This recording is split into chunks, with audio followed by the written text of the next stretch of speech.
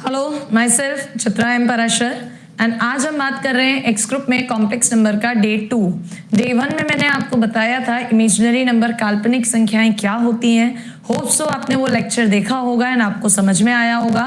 सो जैसा कि मैंने कहा था, मैं बेसिक कंसेप्ट से आपके साथ चलूंगी इस अनअकैडमी प्लेटफॉर्म पर।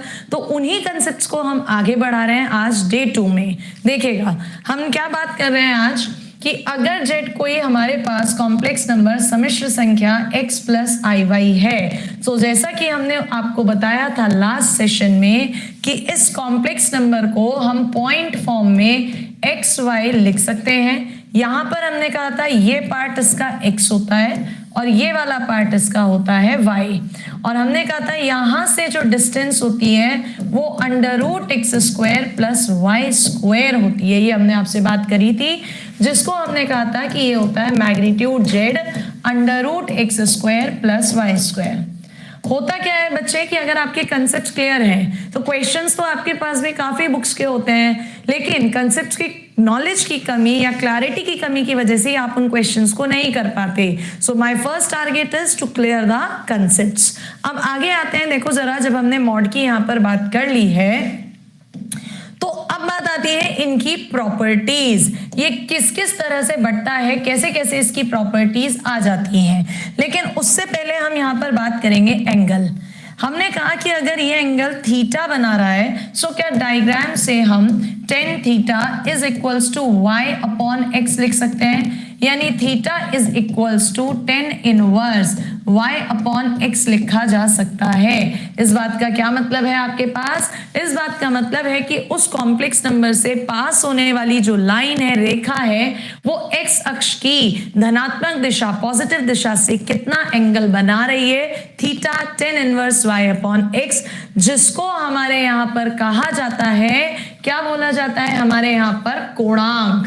हिंदी वाले बच्चे कहते हैं कोणांक, और इंग्लिश वाले जितने भी स्टूडेंट्स हैं वो इसका नाम या तो देते हैं एम्पलीट्यूड या इसका नाम देते हैं आर्ग्यूमेंट। ठीक है भाई, तो चलो अब जरा इसके कंसेप्ट देखो कैसे कैसे हम निकालते हैं। सिर्फ इतना पता होना काफी नहीं है। होता क्या है एक्चुअल में, जो भी कॉम्प्लेक्स नंबर आपको दिया गया आपने उसको पॉइंट फॉर्म में लिखा। पॉइंट फॉर्म में लिखने के बाद आपने चेक करा कि वो किस चतुर्थांश क्वाड्रेंट में पड़ेगा, और फिर उसके अकॉर्डिंग उसका कोणांक आर्ग्यूमेंट आप निकालेंगे।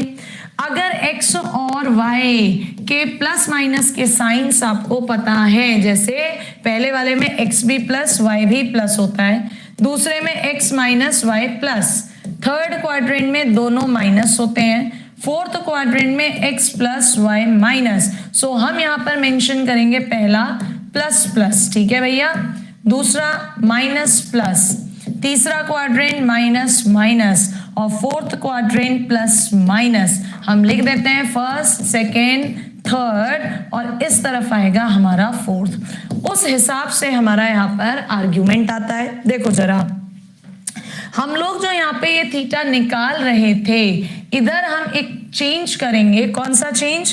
कि इधर हम इधर मॉड का साइन ले लेंगे। मॉड से होगा क्या, माइनस वाली चीज भी प्लस हो जाएगी, यानी वो पहले में पड़ेगी। ठीक है, सो अगर आपके दोनों प्लस प्लस हैं एक्स वाई और वो फर्स्ट क्वाड्रेंट में आ रहा है, तो आपका कोणांक थीटा ही रहेगा जो निकल कर आया है आंसर। लेकिन अगर आपका x माइनस वाई प्लस है तो सेकेंड क्वाड्रेंट वहां पर पाई माइनस थीटा हो जाएगा आपका आंसर। बट अगर आपका माइनस माइनस थर्ड क्वाड्रेंट है तो थर्ड में पाई प्लस थीटा या फिर माइनस पाई प्लस थीटा आपका आंसर होगा। और अगर आपका ये फोर्थ क्वाड्रेंट है, सो फोर्थ क्वाड्रेंट में 2 पाई माइनस थीटा या फिर माइनस थीटा होता है। अब यहां आके इस एक पॉइंट पर स्टूडेंट को कंफ्यूजन होता है कि मैम आपने यहाँ ये दोनों लिख दिए, बुक्स में भी दोनों लिखे जाते हैं, तो हम एग्जाम में सही किसे करेंगे, प्लस वाले को या माइनस वाले को? सो बेटा ये चीजें आपकी डिपेंड करती है, स्पेशली एक्स ग्रुप एग्जाम में अगर आप जा रहे हैं, कि आपको उस एग्जाम में वो ऑप्शंस, विकल्प क्या दे रहा है। पहली प्रायोरिटी विकल्पों में जो भी मिल जाए। अब बच्चा कहता है नहीं मैम विकल्पों में तो दोनों आ गए, अब बताओ किसे टिक करेंगे। तो वहां पर आप देखना कि वो आपसे फंडामेंटल या इसको हम बोलते हैं प्रिंसिपल। क्या बोलते हैं हम लोग? प्रिंसिपल। और हिंदी वाले बोलते हैं मुख्य। तो वो आपसे फंडामेंटल प्रिंसिपल आर्ग्यूमेंट पूछ रहा है या मुख्य कोणांक पूछ रहा है, ये डिपेंड करता है आपका, ठीक है। सो अगर वो फंडामेंटल पूछ रहा है, प्रिंसिपल पूछ रहा है, मुख्य कोणांक, तो इस सिचुएशन में आपका जो थीटा निकल कर आया है वो हमेशा -पाई से पाई के बीच में होता है या पाई के बराबर भी हो सकता है। सो इसलिए आप फिर ये वाला आंसर देंगे। कौन सा आंसर देंगे? ये वाला, ठीक है। तो मेक अ नोट कर लीजिए इसे, आप स्क्रीनशॉट ले लीजिए आप इसका एक।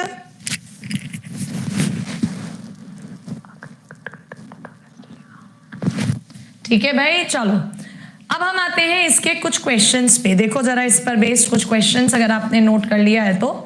हमने कहा सपोज कीजिए हमारे पास कोई एक क्वेश्चन आता है 1 + i√3, ये कोई कॉम्प्लेक्स नंबर z है।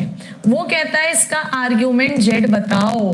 हमने कहा 10 इनवर्स मॉड लगा दो इमेजिनरी अपॉन में रियल, प्लस का 60 डिग्री π/3 आंसर हो गया।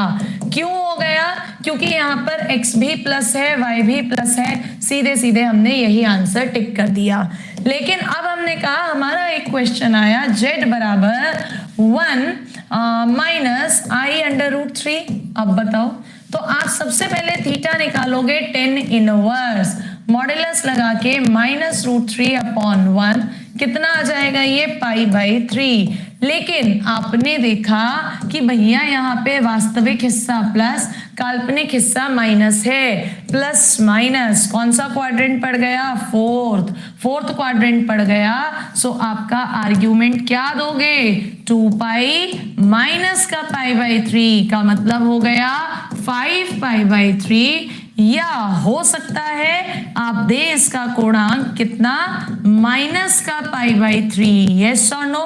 भाई इस क्वाड्रेंट में पड़ रहा है ना, यहां से लाओगे तो ये बैठ जाएगा। लेकिन अगर आप उसे पलट के ला रहे हैं, कैसे ला रहे हैं? पलट के, तो वो -π/3 भी तो जा सकता है। सो ये आपको ध्यान रखना है जो मैंने आपको बताया।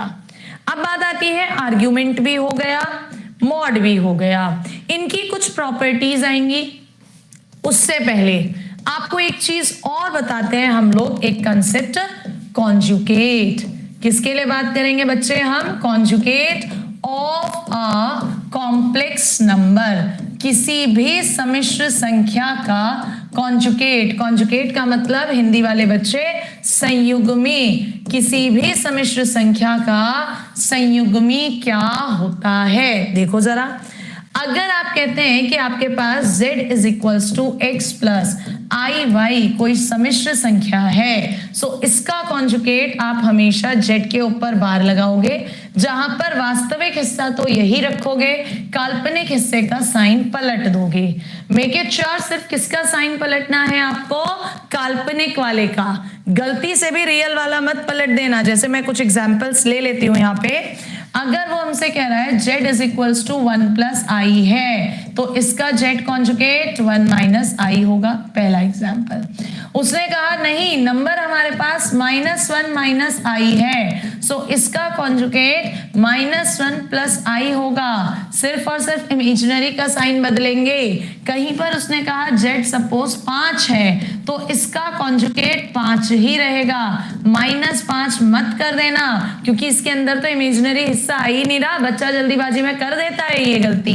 कहीं पर अगर आपके पास z सपोज 2i है, तो इसका कॉन्जुगेट इमेजिनरी का साइन पलट दो -2i। चारों आपको समझा दिए हैं। सिर्फ किसका साइन पलटना है आपको? इमेजिनरी का, काल्पनिक हिस्से का। अब बढ़ जाती है बात थोड़ा सा इसमें आगे की ओर, ठीक है। क्या यहां से हम ये कह सकते हैं किसी भी सम्मिश्र संख्या का काल्पनिक हिस्सा उस सम्मिश्र संख्या का जो संयुग्मी है उसके काल्पनिक हिस्से के नेगेटिव के बराबर होता है। y बराबर -y नहीं है, y बराबर -y है। जबकि जो उसका रियल पार्ट वास्तविक हिस्सा है वो हमेशा बराबर रहेगा कॉन्जुगेट के वास्तविक हिस्से के। यहां से अब सबसे पहले कुछ रिजल्ट्स निकल कर आते हैं, देखना जरा। सबसे पहला रिजल्ट, सबसे पहला, अब हम प्रॉपर्टीज पर चल रहे हैं। अगर कभी भी जेड प्लस जेड कॉन्जुगेट 0 आ रहा है तो क्या रिजल्ट निकलेगा? भाई देखो, जेड आप कह रहे हो x प्लस आई वाई है, x माइनस आई वाई है, आई वाई कट गया, 2x बराबर 0, x बराबर 0, x कैसा है? वास्तविक हिस्सा, यस और नो, यानी कि z जो है आपका वो कैसा नंबर है? पूर्णतः काल्पनिक। कैसा नंबर है? पूर्णतः काल्पनिक। रिजल्ट देखो आप यहां पर, ये वाला भाई z और z कॉन्जुगेट को जोड़ोगे तभी तो 0 आ सकता है, पहला रिजल्ट। दूसरा रिजल्ट, अगर z और z कॉन्जुगेट आपस में बराबर हैं तो इसका मतलब जो z है आपका प्योरली रियल है, पूर्णतः वास्तविक है। आपके सामने एग्जाम्पल मैंने पहले ही सॉल्व कर रखा है, देखो z 5 था तो z कॉन्जुगेट 5 ही रहा। तीसरा रिजल्ट, z का मैग्नीट्यूड मापांक निकालो या z कॉन्जुगेट का मापांक हमेशा इक्वल आता है। कैसा आता है? हमेशा इक्वल आता है। ये छोटी छोटी रिजल्ट्स पर आपकी प्रॉपर्टीज बनती हैं, ठीक है, क्वेश्चंस बनते हैं। अगर कभी भी किसी नंबर z में उसके कॉन्जुगेट की गुणा करा दो, किसी सम्मिश्र संख्या में उसके संयुग्मी की गुणा कराएंगे, सो कितना आएगा? ये z मॉड का स्क्वायर। क्यों आएगा ऐसा? रीजन देखो जरा। भाई आपने कहा z x plus i Y है, सो z conjugate x minus i Y हो जाएगा, इज इक्वल्स टू कितना? एक्स स्क्वायर प्लस का वाई स्क्वायर। और ये क्या है? अगर इस पर अंडर रूट लगा दें होल स्क्वायर तो यही तो बनेगा। सो 4 प्रॉपर्टी आपको हुई याद होनी चाहिए। मैं बार बार कह रही हूं, अगर चाहते हो कि क्वेश्चन आपके सेकेंड्स में हो जाए। आगे बढ़ते हैं, धीरे धीरे प्रॉपर्टीज की ओर जा रहे हैं, देखना जरा। हमने कहा अगर ये हमारे पास कोई एक प्लेन था, इसमें कोई कॉम्प्लेक्स नंबर z यहां पर था x प्लस आई वाई यानी एक्स वाई, और ये यहां से एंगल बना रहा था थीटा, तो जो इसका संयुग्मी होगा z कॉन्जुगेट उसमें x ये रहेगा, सॉरी x कितना रहेगा? सेम, यस और नो, यानी जितनी दूरी ये चल रहा है x उतना ही रहेगा। y हो जाएगा माइनस वाई, यानी जितना दूरी ऊपर उतना ही दूरी नीचे, ये z कॉन्जुगेट। तो इधर से जो एंगल बनेगा वो भी सेम होगा लेकिन उल्टा, अगर ऊपर प्लस थीटा है तो नीचे माइनस थीटा। सो रिजल्ट आ गया एक और कि आर्ग्यूमेंट z कॉन्जुगेट किसके इक्वल होता है? माइनस ऑफ आर्ग्यूमेंट z के। रिजल्ट का ही खेल है और कुछ नहीं है इस चैप्टर में, कॉम्प्लेक्स नंबर में। जिसको जितने ज्यादा रिजल्ट याद हैं समझ लो उसका उतने ही ज्यादा शॉर्ट ट्रिक्स तैयार है। नेक्स्ट रिजल्ट्स पे आइए। आर्ग्यूमेंट हमेशा लॉग की तरह बढ़ता है। दो कॉम्प्लेक्स नंबर्स की मल्टीप्लाई का आर्ग्यूमेंट उन दोनों के अलग अलग आर्ग्यूमेंट्स का सम होता है। दो कॉम्प्लेक्स नंबर्स के डिवाइड का आर्ग्यूमेंट उन दोनों कॉम्प्लेक्स नंबर्स के अलग अलग आर्ग्यूमेंट का डिफरेंस होता है। और अगर कभी किसी कॉम्प्लेक्स नंबर की बहुत बड़ी पावर का आर्ग्यूमेंट है, सो n बाहर argument z, these are the basic sense. मतलब प्रॉपर्टीज बाय हार्ट याद होनी चाहिए। एक क्वेश्चन करके दिखाते हैं आपको, देखिएगा जरा। एग्जाम में आपके पास सपोज क्वेश्चन आ गया किस तरह का कि अगर z इज इक्वल टू क्या दिया आपको? √3 प्लस आई की होल पावर 6 अपॉन में 1 माइनस आई का होल पावर 6 है, और वो कह रहा है कि बताओ इसका आर्ग्यूमेंट कितना होगा। तो अब आप लगे रहो अपना सॉल्व करने में, आपको प्रॉपर्टीज पता है, आप बहुत जल्दी सॉल्व करोगे। देखो जरा, z इज इक्वल्स टू, सबसे पहले इसे देखो, नहीं ओपन करना, यहां आ जाओ इधर नीचे। क्या इसे 1 माइनस आई स्क्वायर का 1 माइनस आई के होल स्क्वायर का क्यूब कहा जा सकता है? -2i का क्यूब हो गया, बिल्कुल हो गया। -2 का क्यूब कितना हो जाता है बेटा? -8, और i क्यूब माइनस का i कितना आ गया? ये 8i। ठीक है, तो मैंने इसे नीचे रख दिया 8i। या अगर हम ऐसे नहीं करते, चलो हम इसको भी थोड़ा सा और सिंपल बना दे रहे हैं ताकि आपको प्रॉपर्टी ही समझ में आए सीधे। देखो जरा, हमें आर्ग्यूमेंट z निकालना है। यहाँ डिवाइड भी हो रही है और पावर में भी है, तो पावर तो आगे आ जाती है और डिवाइड वाला यानी आर्ग्यूमेंट √3 प्लस आई माइनस का आर्ग्यूमेंट 1 माइनस आई करेंगे इज इक्वल टू 6 तो बाहर चल ही रहा है। ये प्लस प्लस पहले क्वाड्रेंट में पड़ेगा, imaginary upon real 1 upon √3 by 6 की वैल्यू होती है 10 में माइनस, ये प्लस का है और माइनस प्लस माइनस कहाँ पड़ता है फोर्थ क्वाड्रेंट। फोर्थ क्वाड्रेंट में क्या लेते हो माइनस 1 अपॉन 1 यानी π/4, इसलिए इसे सॉल्व कर दो 6 कितना आएगा π/6 प्लस का π/4, एलसीएम ले लो थोड़ा सा तो कितना आ जाएगा 12, 6 2 जा 12 और 3 5 π/12 कैंसिल हो गया 2। अब आर्ग्यूमेंट तो कभी भी 2 से बड़ा हो ही नहीं सकता।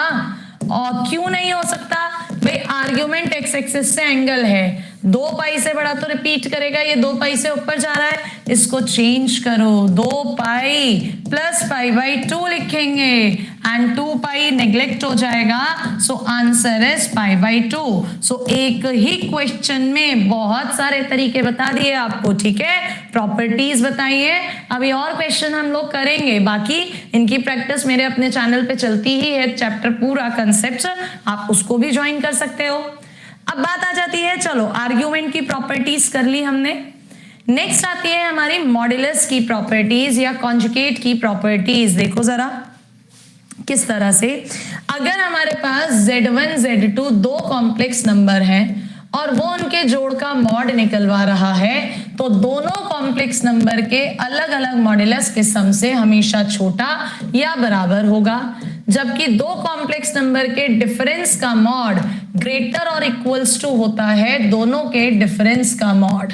दो कॉम्प्लेक्स नंबर्स के मल्टीप्लाई का मॉड अलग अलग डिस्ट्रीब्यूट हो जाता है। दो कॉम्प्लेक्स नंबर्स के डिवाइड का मॉड यानी मॉड्यूलस मैग्नीट्यूड भी अलग अलग डिस्ट्रीब्यूट हो जाता है।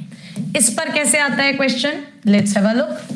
क्वेश्चन वो कहता है कि अगर आपके पास z is equals to 1 + 2i upon में माइनस का अपॉन में 2 - i है, तो मॉड्यूलस z बताओ कितना होगा। ये क्वेश्चन आया, करते हैं सॉल्व। अब जिन बच्चों को नहीं प्रॉपर्टी पता वो क्या करेंगे, कॉन्जुगेट से ऊपर नीचे और उसके बाद सॉल्व करेंगे, लेकिन जिन्हें प्रॉपर्टी पता है देखो क्या करेंगे, मैम मॉड निकालना है, सीधे सीधे मॉड कर दो 1 + 2i upon 2 - i and ma'am modulus तो अलग अलग बढ़ जाएगा, ऊपर वाले का मॉड अपॉन में नीचे वाले का मॉड, यस और नो।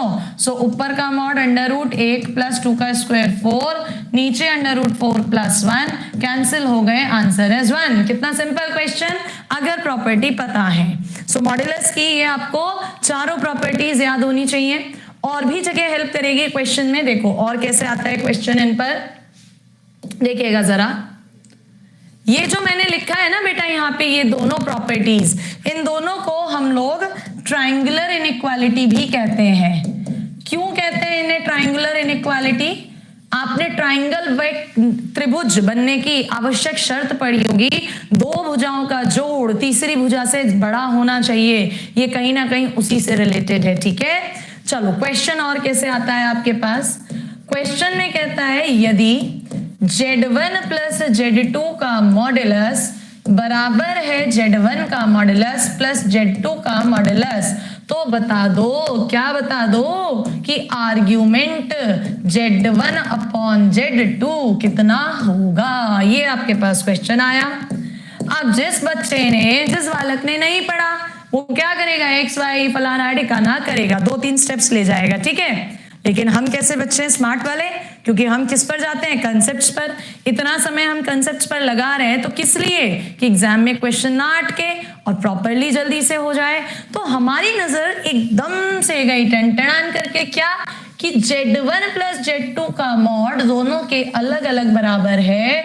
ये कब होता है, जब नंबर सेम होंगे। अगर सेम नहीं है तो छोटा निशान आना चाहिए था, यहाँ कैसे है नंबर सेम। अब अगर नंबर सेम है तो फिर तो इनके आर्ग्यूमेंट भी बराबर होंगे भैया, बिल्कुल सही बात। जो पूछ रहा है आर्ग्यूमेंट लॉग की तरह बटता है तो argument Z1 minus argument Z2 हम बोलेंगे, और आर्ग्यूमेंट Z1 Z2 कैसा है, बराबर। पुट कर दो तो आंसर कितना आ गया, 0। किसका है जादू, प्रॉपर्टीज का। प्रॉपर्टीज जितनी तैयार है समझ लो उतने शॉर्ट ट्रिक्स तैयार हैं आपके, ठीक है। इसी में एक क्वेश्चन बन जाता है, अगर बीच में माइनस लगा दे तब भी यही पूछता है, आंसर तब भी 0 ही होता है। अगले क्वेश्चन पर आ जाओ। चलो, क्या उसने अगला क्वेश्चन आपसे पूछा कि यदि Z कोई सम्मिश्र संख्या है, वो लिखा हुआ है इसलिए मैं बोल रही हूं, सुन लेना। यदि Z कोई सम्मिश्र संख्या है तो Z और IZ के बीच का क्या बताओ, बीच का कोण बताओ, ठीक है। अगर Z कोई सम्मिश्र संख्या है तो Z और IZ के बीच का कोण बताना है आपको। अब क्या करेगा, नॉर्मल वाला केक क्या करेगा, नॉर्मल भाई x प्लस आई वाई इधर रखेगा, एंगल निकालेगा, बात करेगा। लेकिन हम कैसे हैं, एबनॉर्मल। क्यों, क्योंकि हम ट्रिक्स के पीछे नहीं भाग रहे, हम किसके पीछे भाग रहे हैं, कंसेप्ट्स के। तो हम एबनॉर्मल बच्चों ने क्या पढ़ा था कंसेप्ट्स में, हम एबनॉर्मल ने पढ़ा था कि कोई भी अगर वास्तविक संख्या है तो उसको हम कह सकते हैं कि वो सम्मिश्र संख्या है। ये काम नॉर्मल नहीं करेगा, ये काम एबनॉर्मल बच्चा करेगा जिसे कंसेप्ट्स पढ़े हैं। तो उसने कहा कि मैं तो Z को 2 मानूंगा, मान ले भैया 2 क्या 4 5 6 कुछ भी मान ले, तेरी मर्जी है। तो भैया IZ कितना हो जाएगा, 2i। अब तुमने देखा कि जब 2 मान रहे हो तो 2 तो यहां पड़ेगा वास्तविक अक्ष पे और 2i पड़ेगा काल्पनिक अक्ष पे। दोनों के बीच का कोण कितना है, 90 डिग्री। बात खत्म, पैसा हजम। कितना आ गया आंसर, π/2।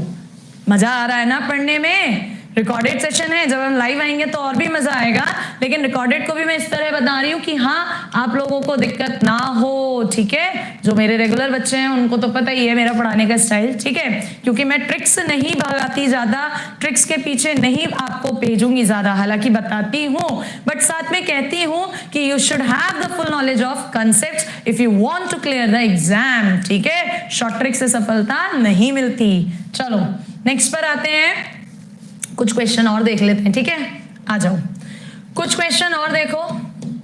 हमने कहा यदि Z1 और Z2, यदि Z1 और Z2 दो संयुग्मी संख्याएं हैं, यदि Z1 Z2 दो संयुग्मी संख्याएं हैं, कॉन्जुगेट नंबर्स हैं, तो आपसे पूछ रहा है कि argument Z1 plus argument Z2 बता दो कितना होगा। नॉर्मल बच्चा फिर से क्या करेगा, Z1 को कुछ लेगा, उसका कॉन्जुगेट लेगा। हम कैसे वाले हैं, हम तो एबनॉर्मल वाले हैं क्योंकि हमने कंसेप्ट्स पर समय लगाया है इतना ज्यादा, नहीं तो एक दिन में भी चैप्टर खत्म करवा देते हैं, है ना। हम एक दिन में नहीं खत्म कर रहे, हम हर चीज पढ़ रहे हैं। तो हमने कहा कॉन्जुगेट है, यानी Z1 जो Z2 है उसको Z1 का कॉन्जुगेट लिख दो। अब तुम्हें प्रॉपर्टी पता है argument Z minus argument Z2 होता है, बल्कि कॉन्जुगेट करो यहाँ पे, यस और नो। तो देखो जरा, आपके पास जब ये दोनों कॉन्जुगेट हैं तो argument Z1 plus argument Z1 का कॉन्जुगेट लिख सकते हो। ये किसके इक्वल है, माइनस आर्ग्यूमेंट Z के। ये कैंसिल हो जाएगा, बल्कि Z1 लिख दो तो आंसर कितना आ जाएगा, 0। ये 1 2 3 लाइन क्यों लिखी, तुम्हें समझाना था। प्रॉपर्टी आती तो कुछ नहीं समझाना था, सीधे हो जाना था, ठीक है। चलो और देखो क्वेश्चन, आर्ग्यूमेंट की प्रॉपर्टी हुई। अब आओ कॉन्जुगेट की प्रॉपर्टी, मॉडुलस भी बता चुकी हूं मैं। कॉन्जुगेट संयुग्मी, दो सम्मिश्र संख्याओं के जोड़ का संयुग्मी कॉन्जुगेट दोनों के अलग अलग कॉन्जुगेट पर बट जाता है। दो सम्मिश्र संख्याओं के अंतर का कॉन्जुगेट दोनों नंबर्स के अलग अलग कॉन्जुगेट संयुग्मी पर बट जाता है।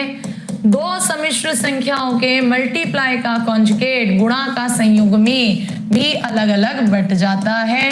दो सम्मिश्र संख्याओं के डिवाइड का कॉन्जुगेट भी अलग अलग बट जाता है, भी अलग अलग बट जाता है। ये 4 प्रॉपर्टीज। इसके अलावा जो एक प्रॉपर्टी बताई थी उसका महत्व देखो। हमने बताया था Z Z conjugate mod Z का स्क्वायर है, यानी अगर x प्लस आई आई वाई कहीं पर भी लिखा है तो x माइनस आई वाई किसके इक्वल हो जाएगा? सॉरी, अगर x प्लस आई वाई कहीं भी लिखा है और उसमें x माइनस आई वाई की गुणा कर रहे हो सो ये x square plus Y square आएगा। सबको पता है a plus B A minus B कर लोगे। अब हम क्योंकि अलग तरीके से पढ़ते हैं, कंसेप्ट्स को बेस बना के पढ़ते हैं, बार बार मैं फोकस कर रही हूँ कंसेप्ट्स पर, तो हमको ये याद रखना है कि कहीं भी x square plus Y square लिखा है तो हम इसको x plus i y into में x माइनस आई वाई लिख सकते हैं। और यही हमारे लिए क्या बन गया? एक ट्रिक। क्या बन गया? एक ट्रिक। क्या कि कहीं भी x स्क्वायर प्लस आई स्क्वायर है तो इसको x plus i Y x minus i y लिख देते हैं। जैसे क्वेश्चन आया कहीं पर और आपकी किताबें अगर आप पर हैं तो आपने देखे होंगे ऐसे क्वेश्चन किस तरह के कि under root c plus i d upon a plus I b अगर बराबर है p प्लस आई क्यू के तो आपसे पूछा जाता है कि p square plus q square बताओ कितना होगा। हिंदी इंग्लिश से परेशान मत होना, दोनों भाषाएं बोल रही हूं मैं, ठीक है? दोनों में I am very well expert, but in next group ज्यादातर हिंदी का स्टूडेंट होता है इसलिए मैं हिंदी को मेजॉरिटी लेके चल रही हूँ, ठीक है? चलो, अब जिन बच्चों को नहीं पता कॉन्जुगेट ऊपर नीचे करेंगे, सॉल्व करेंगे और फिर समय लगाएंगे। हमने देखा कि भैया ये जो है ना ये तो p प्लस आई क्यू और क्या है p माइनस आई क्यू है। p प्लस आई क्यू तो उसने दे रखा है, p माइनस आई क्यू मुझे चाहिए। बिल्कुल सही बात। तो भाई कॉन्जुगेट मैंने लिखा था हर जगह बट जाता है, एक प्रॉपर्टी और लिखो, कॉन्जुगेट की पावर कर दो या पहले मल्टीप्लाई करके कॉन्जुगेट, कोई फर्क नहीं पड़ता। तो इस प्रॉपर्टी के अनुसार p माइनस आई क्यू को c minus i d upon a minus i b लिखेंगे। बिल्कुल लिखेंगे।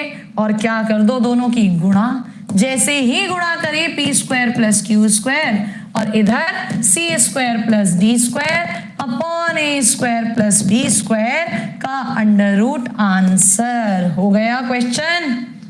एक और करो चलो क्वेश्चन इसी पर। ये मुझे किसी बच्चे ने मेरे टेलीग्राम पे पूछा था डाउट, मैंने कहा भी था उससे मैं लूंगी, सो यूट्यूब क्लासेस पे तो मैंने बताया है, यहाँ और ले लेते हैं। उस बच्चे ने मुझे क्वेश्चन भेजा था एक कि मैम अगर a plus I B is equals to a plus I B is equals to root 3 plus I है की पावर कुछ था, इसमें की पावर कुछ था, देन ए स्क्वायर प्लस बी स्क्वायर उसने मेरे से पूछा था। हाँ इधर था ये 2 की पावर 99 ए प्लस आई बी अगर रूट 3 प्लस आई की पावर रूट 3 प्लस आई की पावर 100 है, रूट 3 प्लस आई की पावर 100 है तो बताओ ए स्क्वायर प्लस बी स्क्वायर कितना है? करें सॉल्व। चलो इसे देखते ही दिमाग में आया कॉन्जुगेट, तो 2 की पावर 99 ए प्लस आई बी किसके बराबर दिया है इसने? रूट 3 प्लस आई की पावर 100। सो आगे बढ़ो जरा, कॉन्जुगेट 2 की power 99 A minus i B किसके बराबर हो जाएगा? रूट 3 माइनस आई की पावर 100। दोनों को क्या करो? मल्टीप्लाई, पावर जुड़ गई, 2 की power 198 a square plus b square जो कि निकालना था is equal to a plus B A minus b 3 plus 1 4, 4 की पावर कितना आएगा? 100, यानी 2 की पावर 200। और जैसे ही 198 इधर से कटा कितना बचा? 2 की पावर 2, यानी आंसर कितना है? 4। कितना है आंसर? 4 हुआ क्वेश्चन।